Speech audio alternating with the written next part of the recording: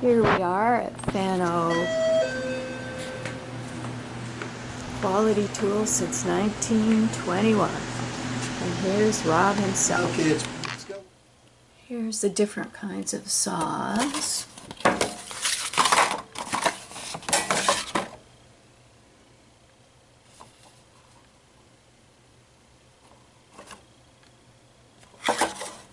So, Robb, thank you for talking with us. So, Fanno Saw Works is over 100 years old. Mm-hmm. Who started it? My grandfather back in about 19, we used the age 1920 or the date 1920 as the date we started the business. However, he was designing saws a couple of years before that, trying to perfect it. And your grandfather is the one with the glasses on the, well, they... On the far right. On the far right. And you're in the middle. Yes. Guilty. And then your dad. So how did he get interested in making saws? Well, his training, as he was growing up, his vocational experience included forestry, shipbuilding, and before he came to Chico, he's actually, they called it millwright. He was kind of the maintenance guy and engineer on the paddle boat that used to come down the Sacramento River. Wow. So he had a lot of experience working in wood and metals, and so yeah. And that's why he settled in Chico. He and the purser of the boat, Mr. Chalmers, decided to open a business in Chico called the Economy Store. It was kind of a general purpose store, not per se a hardware, but kitchen items, just general household items. And they had a store on where Chico Natural Foods is now. And that was there for, I think that was there for about 9 or 10 years. He sold his interest out and bought an almond orchard over on Kennedy Avenue, just around the corner from us here, about 2 miles. And that's where he developed the first pruning saw. For the almond orchard? For the almonds, yeah, because he had orchards and he got tired of climbing up in the tree. So, with his knowledge of using the metal, and he used to use the old bandsaw blades out of Diamond Match Company here in town to make the saws. So he'd he go recycled. get scraps and cut the blades out and try different designs, and yeah. Where was he born, do you know? Oh, good question. I mean, in California? No, I think he was born in Oregon. You've got a question I'd never thought of before. I believe he was born in Oregon. My great-grandfather was Eugene, and he settled in Central Oregon and had about 4 or 5 kids up there. And I think my grandfather and his sister were the last survivors back in about 1950 from that generation. And he's buried, my great-grandfather's buried in town also. Wow. It would be interesting to know what brought him here, if it was the time of the gold rush, if that was a motive. Well, not so much. This was like the turn of the century when he came down in Chico. So I'm sure Chico was active. With ag, it was always active. So I think there was a good amount of trade. I think they probably saw the amount of trade from the river business they were doing, and he thought, well, I want to get off of this business, maybe just settle down and start a life, because he was a fairly young man back then. Right. Do you have any idea what he paid for the orchard? I do not. That would be interesting to know. Yeah. And then, how many kids did he have? Just my dad. My dad was the only child. And what did your dad say about growing up in the business? Was he reluctant? Was he, oh boy, I want to do what my dad? Well, it's interesting because he didn't work for my grandfather for a long time. As a child, I think my grandfather was a disciplinarian, and he was an older father. I think if I can remember right, I think my dad, I'd have to go check, but I think my grandfather was in his late 40s when my dad was born. So yeah, he was a little bit older. My mother he was raised at home, doing typical boy things at home, but they were kind of distant, I think. Yeah, I think he's kind of distant. In fact, before he came to work for full time, which was about during the war, because my grandfather had a heart attack, and we were considered a strategic industry because it was in food production. So he got a discharge from the Army. He worked out the Army Air Corps base here, and they got a discharge, and he came to work for his dad then, and that's when he got started. About 41, 42. And then what about you? Oh, No, I actually was a Chico State grad, and I was actually looking, seriously thinking, and you want to sow your oats somewhere else, thinking about getting into wholesale clothing buying. And I applied at the Emporium store down in the Bay Area, and fortunately I didn't get called back for my second interview. What did you But- major in at Chico State? Just marketing, business marketing, Mm-hmm. management. Mm-hmm. But I had worked in the business since I was about 16, doing trade show stuff and traveling and sales and stuff. So it wasn't foreign to me. Yeah. So your life would have been really different if you'd gotten that second interview. I would have had some choice. Now, again, how realistic I was about that, I don't know. But it's something that I had to do, thinking like, okay, well, I can't depend on this. Let's see what's out there. And I had some good advice from a mentor of mine that I'd met in the business, that he was actually the sales manager of our biggest competitor. And we bonded. He was an older fella, and we had to keep a distance because just because, and he knew the relationship was there was a barrier there to a true connection, but he had some good advice for me, and I said, fine. I've had some good even with my dad being ill. I've had a lot of good mentors, male mentors in my life that gave me some solid advice that really stuck and very worthwhile. So how old were you roughly when you took over as the boss? I was about 21. Wow. Yeah. So about 1971. And how did that work in dealing with customers and suppliers? Did you have to prove yourself, or they already knew you, or? Fortunately, at that time, the business was still had some longevity to it, from about 20s to the 70s. That's 50 years already. So the suppliers we had, as far as that side of it, the suppliers were already used to us. We're already knowledgeable in what we did, and so there wasn't anything different. In fact, we still have some of those same suppliers now. One of our steel suppliers we kind of changed here a couple years back, but they were with us almost 50 years. Our plywood supplier that we developed in 1960 is still with us today. Wow. Yeah. And when you were working for your dad, and where he was the boss, how does that work, having your father be the boss? Is it complicated? Well, it was different because he had a relationship where he had issues with his health, so he wasn't here a lot of the time. But we had a real good shop foreman, kind of an assistant manager, you might say, that was really held the business together with my mom. Mm. And what was your mom's role in the business? Mama, she was bookkeeper, wrote the checks, finances, kind of kept an eye on it that way. We had a long-time secretary at that time. In fact, both our foreman and our secretary had been here probably 22, 23 years when I came on board. Mm. And they stayed probably another 4 or 5. Mm. And then you were trained in the business aspect, but what about the craftsmanship? So do you still make tools, or do you mostly do the sharpening?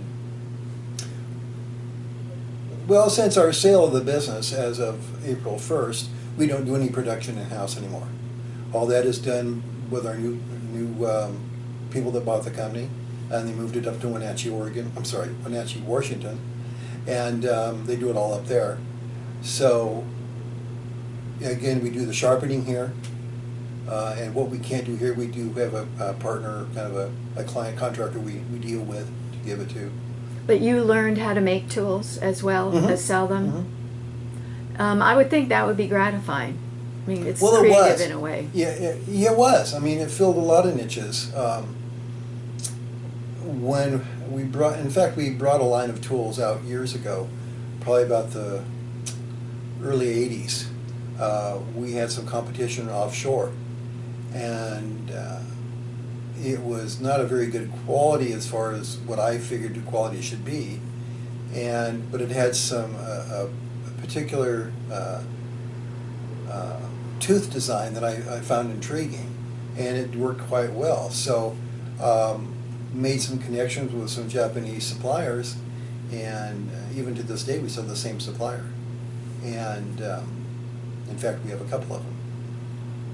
And we worked with those designs that they had, and we kind of twisted it to, formed it to what we knew could sell in the U.S. because it's a different market. Tool usage in particular Japan, are used by the owner of whoever's doing the work has bought the tool. Here in this country, we have a lot of companies, larger companies, that buy the tools for their people to use. So durability is a big factor, and we're pretty abusive to our tools. We use them pretty hard. I think the Japanese or maybe the Asian culture is a little bit more prideful to their tools. So we saw that the wood they were using wasn't the quality wood. We figured, because of our experience, we knew we could do it this way with the material we used. And then the thickness of the metal was a big portion of the business. They used a very thin steel. So we just saw some things right away that we could improve on.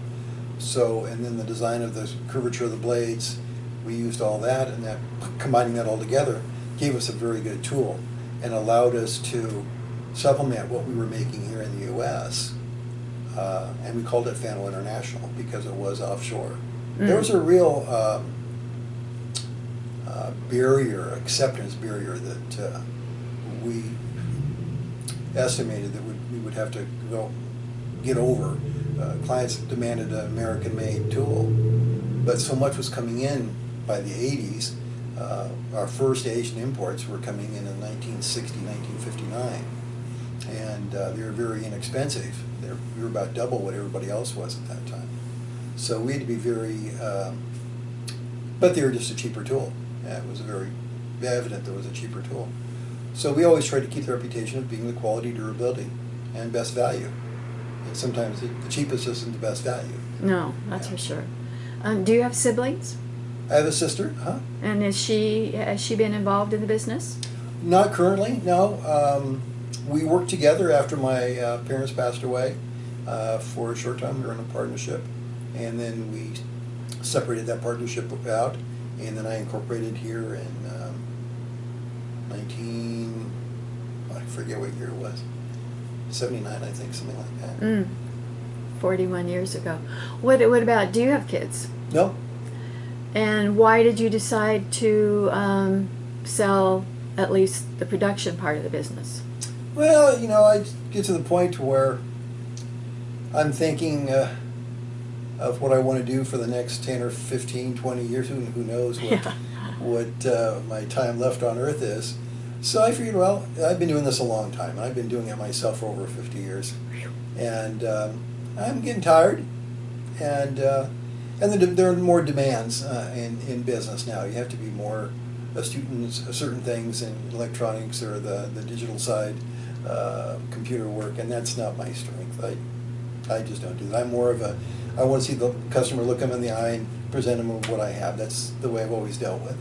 So knowing that I have limitations, and I figured, well, if this is going to be carried forward, I need somebody that has experience and wherewithal to do that.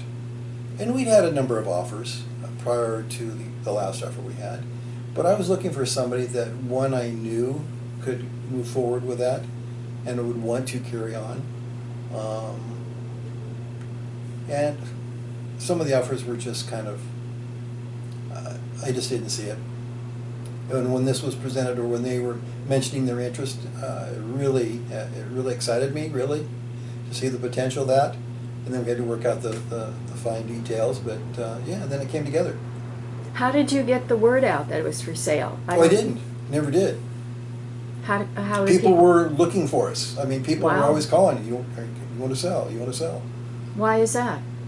I think we just had a name, a reputation, that people saw that there was value to the business.